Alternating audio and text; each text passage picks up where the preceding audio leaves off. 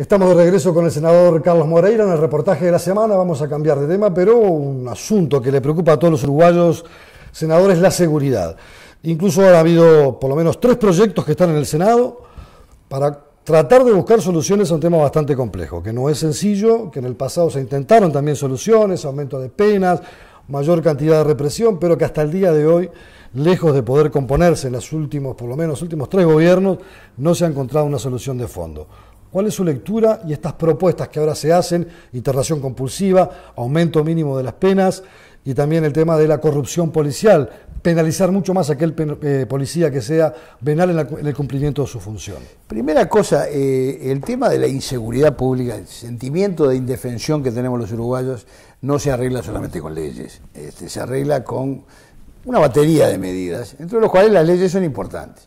Hoy tenemos un paquete legislativo, a mi juicio, insuficiente, absolutamente insuficiente. El tema legalización de la marihuana para acabar con el consumo de pasta base, que es causa de muchos delitos, sobre todo de delitos muy violentos, me parece un profundo error. Digo, todos los expertos dicen que el que consume pasta base no va a consumir marihuana, no la va a cambiar por marihuana, porque una es estimulante y alucinante y alucinógena, y la otra es más bien de tranquilidad, como dijo Brescia, me da paz, dijo Brescia, la marihuana. De modo que por ese lado, acabar con el narcotráfico porque se legalice la marihuana tampoco, porque el que consume cocaína, consume cocaína. El que consume pasta base, consume pasta base, y los narcotraficantes van a seguir vendiendo esas cosas. Por ahí tampoco se corta esa cadena delictiva tan profunda. No saben si va a haber registro, no va a haber registro, si el Estado planta. La verdad, me parece una cortina de humo. Me parece que eso, incluso que tiene la oposición de dirigentes del propio Frente Amplio. Por ese lado no vamos a ningún lado. Por el tema de los proyectos de ley, uno que aumenta la sanción a los policías corruptos, bueno, puede ser que funcione, puede ser que resulte disuasivo para evitar actos de corrupción policial, pero no será suficiente, porque usted recordará que, por ejemplo, en las cárceles, donde se da muchísimo el tema de la corrupción policial, ingresan armas, ingresan drogas, ingresan mujeres, ingresa de todo, es una tranza continua. El gobierno hace un año y pico mandó una ley para poner en la puerta de las cárceles militares. Todavía no se instrumentó. Hace un año y medio. Y no exento de polémica, porque había articuladores del propio gobierno que no querían tampoco. Muy polémico, pero el gobierno propone y después no ejecuta, hace sancionar leyes y después no las aplica. De modo que ahí tenemos un déficit, de eficiencia, de tardanza, de velocidad, una falta de velocidad tremenda.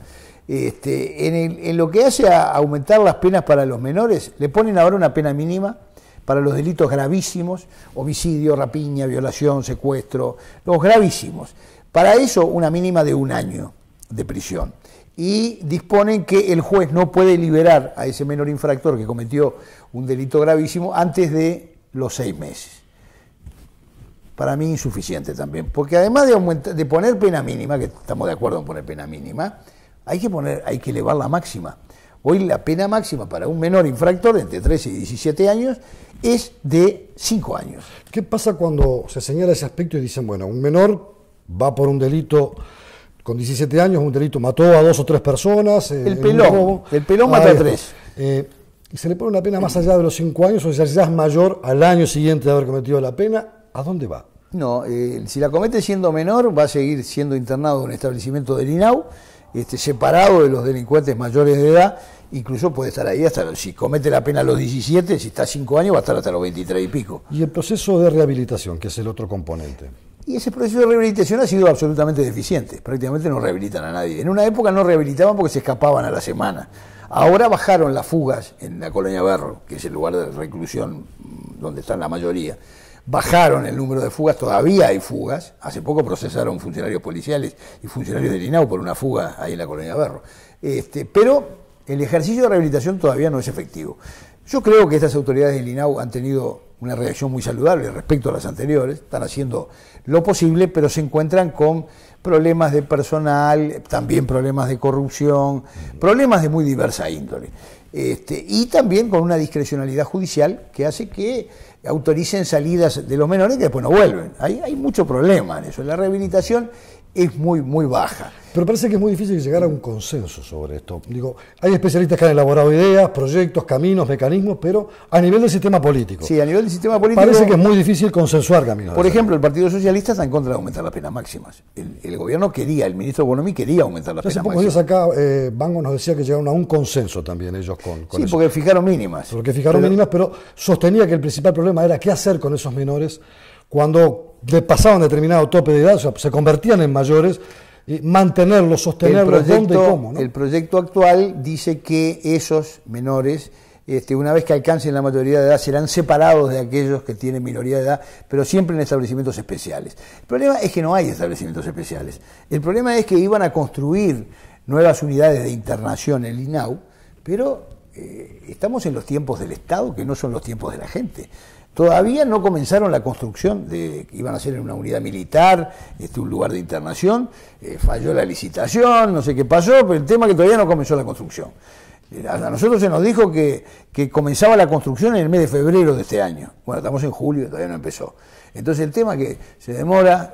Bueno, pero articular entre los actores políticos, ¿por qué es tan difícil? Y nosotros le hemos propuesto proyectos de ley, hemos propuesto 55, yo qué sé cuánto, ya perdí la cuenta, yo personalmente hice varios, pero el gobierno no nos lleva a esos proyectos de ley. Hemos llegado a algunos acuerdos en la Comisión de Minoridad Infractora que se han instrumentado, que me parecen buenos, que se cambiaron algunas cosas, se conservan los antecedentes por 2 años, cuando vuelven a cometer delitos siendo mayores. Algunas cosas, algunos avances ha habido, pero insuficientes. Yo creo que acá hay que proceder con mayor rigor. ¿Pero qué es rigor cuando se habla con rigor? Más presencia policial, porque ahora hay más policías, hay más presupuesto, hay más equipamiento, pero parece que el resultado no es el que la ciudadanía al menos está esperando. Nosotros habíamos propuesto, fue propuesta del Partido Nacional, pasar efectivos del Ejército Nacional a la policía. Bueno, lo propusimos hace 5 años, 4 o 5 años. Recién ahora, este año, pasaron 190. Pero no se puede a esa velocidad hacer las cosas así. Primero nos trataron de golpistas, ahora tomaron nuestra idea. Pero muy lento, todo muy lento. Usted dice, hay más policías, sí, 300 más en Montevideo. 300 más en Montevideo. Sí, Montevideo es la ciudad más peligrosa del país, sin ninguna duda. Pero son pocos, no son suficientes. Bien, esas contradicciones o paradojas. Mientras los uruguayos discutimos sobre la realidad que vivimos cotidianamente, desde fuera dicen que Montevideo o el Uruguay es uno de los países más seguros, o el más seguro de América Latina. Sí, pero claro, nos comparamos con cada cosa. Sí, compárese con Brasil. Colombia tiene guerrilla, Venezuela tiene de los índices de homicidio más altos del mundo, México ni hablemos. Nos estamos comparando con países muy malos. ¿Por qué no nos comparamos con Noruega, con Finlandia o con Suecia? Pero a mí me gusta mirarme en el espejo. Digo lo que hacen desde fuera, no es que el Uruguay lo mire así. No en el espejo de los feos me gusta mirarme. Entonces, apuntemos hacia arriba. Es decir, el Uruguay fue una sociedad muy segura siempre. Usted conoce Colonia, por ejemplo. En Colonia no había rapiñas, ahora hay rapiñas. En Colonia Suiza, mi pueblo, no había rapiñas. Ahora hay algunas rapiñas, no tantas como en Montevideo, por cierto. Pero digo, una o dos son suficientes nosotros para estábamos acostumbrados a una sociedad pacífica, donde se respetaban los derechos de los demás, donde la gente no tenía que armarse para defenderse. Hay otro proyecto además para el registro de armas, que lo estamos discutiendo también. Y ahora nos encontramos con una sociedad violenta, menores infractores delinquiendo de forma absolutamente irracional. Y las causas, narcotráfico, pasta base, ahí es de repente el gran factor, ¿no? Porque no es crisis económica. No. Estamos en el mejor momento económico de los últimos 50 años. La bonanza económica, que nos viene desde afuera, nos debería haber mejorado todo, porque los indicadores sociales han mejorado mucho. Sin embargo, la violencia sigue la espiral ascendente. ¿Es educacional? ¿Es social? Y hay un problema cultural, sin ninguna duda, y hay un problema de respuesta de las autoridades. No ha habido ejercicio de la autoridad como debió haberse ejercitado. Más allá de la autoridad, hay que buscar en otras líneas de acción, paralelamente o consistentemente con las medidas policiales, para erradicar esto. Por supuesto. ¿Y ahí dónde estamos? Porque parece ser que en el fondo de una lucha muy profunda y muy violenta contra las adicciones creo que es esencial. Ahora, si usted me dice que lucha contra la adicción es legalizando la marihuana, entonces vamos a ser todos fumadores de marihuana. Díganle a los jóvenes, fume marihuana, no fume tabaco. Fume marihuana, que es bueno porque es legal. A mí no me parece.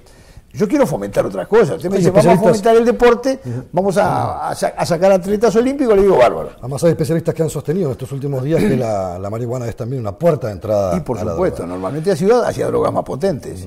Pero le preguntaba por razones de carácter cultural, de carácter social, de formación, de valores, de principios, de familia, de formación en desestructuradas valores, a veces, de familias monoparentales. Una cultura consumista muy elevada, donde se propicia el consumismo de mil maneras, y entonces quieren tener championes Nike, quieren tener camisetas que valen.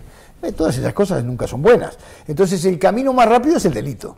Es mucho más rápido delinquir para ganar dinero que ir a trabajar. Hay que pinzar esto, hay que tratar de llegar por distintas vertientes a terminar Sin con el tema duda, de la sin delincuencia. duda. ¿Estamos lejos? Es un ataque multicausal. ¿Estamos lejos? Estamos lejos, sí, porque la educación pública está cada vez peor. Digo, la educación tiene que jugar un rol fundamental. Es decir, los niní estos que hay son un caldo de cultivo para la delincuencia brutal. Entonces, fomente el culto del trabajo, fomente la buena educación, fomente la estructuración familiar, pero hágalo efectivo. El tema es que no funcionan. Usted ve la educación, se gastamos más de 2.000 millones de dólares por año en educación pública. Está cada vez peor. Cada vez marcamos menos en las pruebas internacionales. Fuimos un orgullo en Latinoamérica, éramos los primeros en Latinoamérica. Y hoy estamos por allá abajo. ¿Y qué ha pasado? ¿Qué ha pasado? Y los corporativismos docentes se multiplican, pero la educación cada vez desciende más. El principio de autoridad no es ejercido como debe ser ejercido. Se cultiva el asistencialismo. En vez de fomentar el trabajo, yo vengo de un pueblo de suizos y de piamonteses y de alemanes, donde el trabajo era una virtud y el ahorro también era una virtud. Y esas viejas tradiciones han quedado en la gente, y por eso tenemos una sociedad pacífica, donde la gente no quiere que le regalen nada, quiere trabajar y ganarse su sustento. Y esa cultura me parece que es la que va a erradicar la violencia, que hoy estamos viendo lamentablemente con inusitada gravedad. Sin duda. Don Carlos Moreira, yo le agradezco muchísimo su presencia en este espacio que hemos dedicado al reportaje de la semana. Ha sido muy claro, no será la única vez. No, digo, hacía tiempo que no nos veíamos, yo lo recibía cuando yo era intendente de Colonia. Exactamente, y lo recuerdo en otro ámbito. Con mucha precisión. No, incluso cuando ha estado también en otras etapas sí. a nivel parlamentario. Ha sido un verdadero placer haberlo recibido. Nosotros los invitamos a que dentro de 7 días volvamos a reencontrarnos en este espacio con las distintas voces y miradas de la sociedad uruguaya sobre los temas que a todos nos importan. Voy a jugar a la pelota, me decís que me ponga championes, así no me lastimo. Si voy a andar en skate, me pedís que use casco. Y cuando me subo al auto, nunca me dejas olvidarme del cinturón. Para hacer los deberes, me haces acordar que me ponga los lentes. Y en invierno, siempre me das los guantes para que me abrigue. Qué suerte que estás siempre para cuidarme. Entre todos, nos cuidamos mejor. Por eso creamos el plan Obra Segura. Un proyecto que busca prevenir los accidentes de la construcción. Es una iniciativa de Presidencia de la República, Ministerio de Trabajo y Seguridad Social, trabajadores y empresarios de la construcción, Zunca, cámaras empresariales. Y al despedir